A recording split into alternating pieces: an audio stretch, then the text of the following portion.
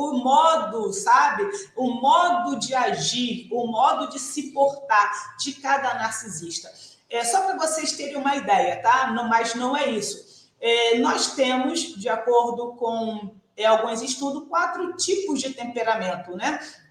O sanguíneo, colérico, fleumático e melancólico é uma maneira de se identificar algumas pessoas, né? Então, da mesma forma que existem esses 4 temperamentos, de igual forma existe, digamos que, modus operandi de cada ser humano e, nesse caso, bem específico do narcisista. E eu acho que isso vai ser muito interessante. Por quê?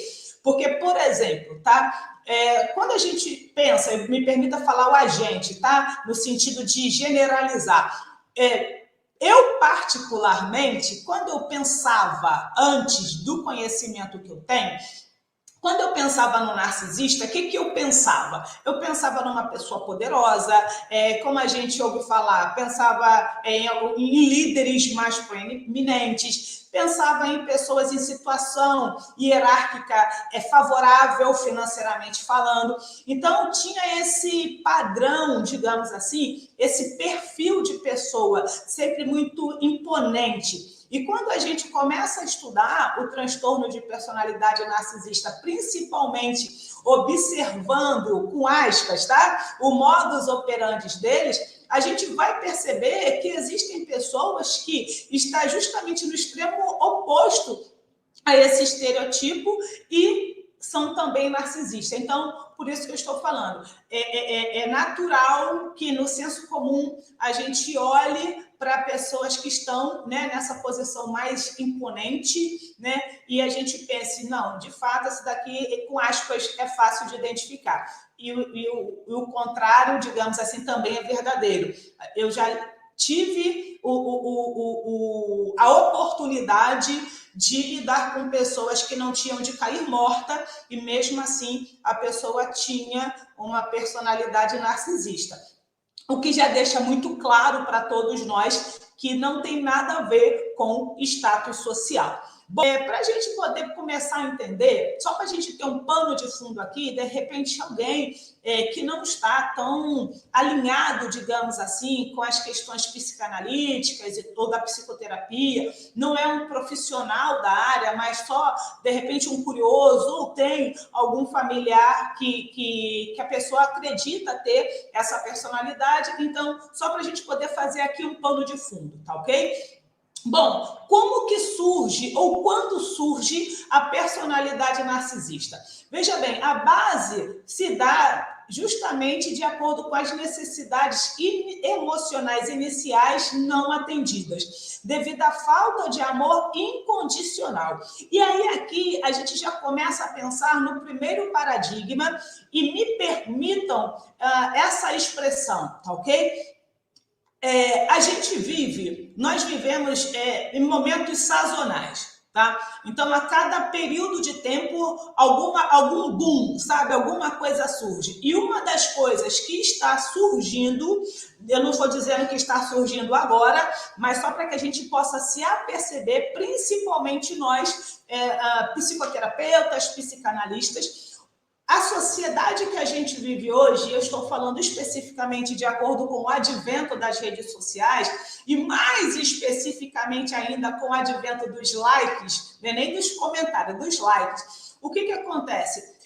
As pessoas, elas acabam se pautando justamente pela quantidade de likes que tem, pela quantidade de visibilidades que tem.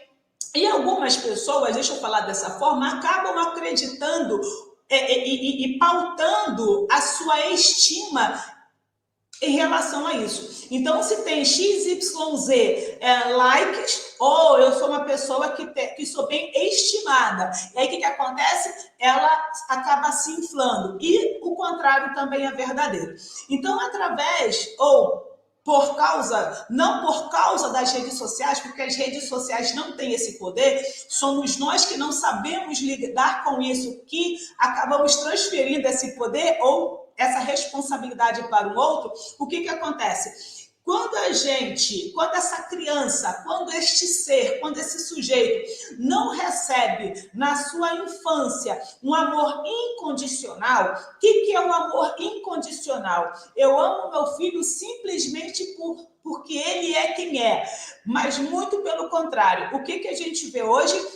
Eu amo o outro porque ele faz X, Y, Z. Então, as pessoas hoje, elas não amam mais o outro por causa da sua essência, mas por causa daquilo que ele faz e por causa daquilo que ele lhe proporciona. Então, quando a criança, na sua primeira infância, ela não recebe esse amor incondicional, naturalmente não, é possível que através disso ela acabe desenvolvendo o transtorno de personalidade narcisista.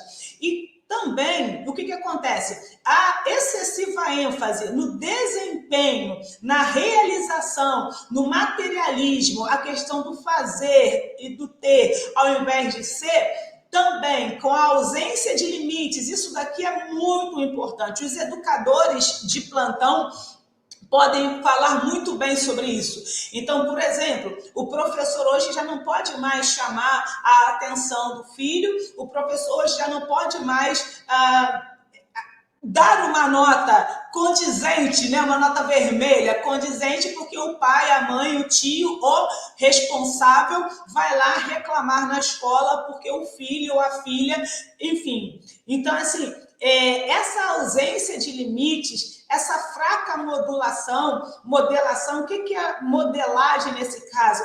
É, de fato, essa criança ter um ser, né, ter um tutor, porque na psicanálise, pai e mãe não está relacionado à questão biológica, mas sim à questão do cuidado. Então, quando esta criança não tem um modelo, e aí a gente vai para ter uma identificação, e aí a gente falaria, por exemplo, né, na questão do complexo de Édipo, então é muito possível que estas situações, como outras, tá? Como, por exemplo, também, que é muito importante mencionar, a fraca instrução social relacionado principalmente à empatia.